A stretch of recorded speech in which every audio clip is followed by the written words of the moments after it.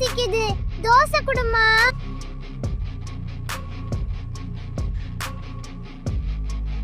ஒரு சாதாரண குடும்பத்தின் சமையலறையில் இன்று இன்னொரு சுமை. மார்ச் மாதத்தில் மீண்டும் சிலிண்டர் விலை உயர்வு.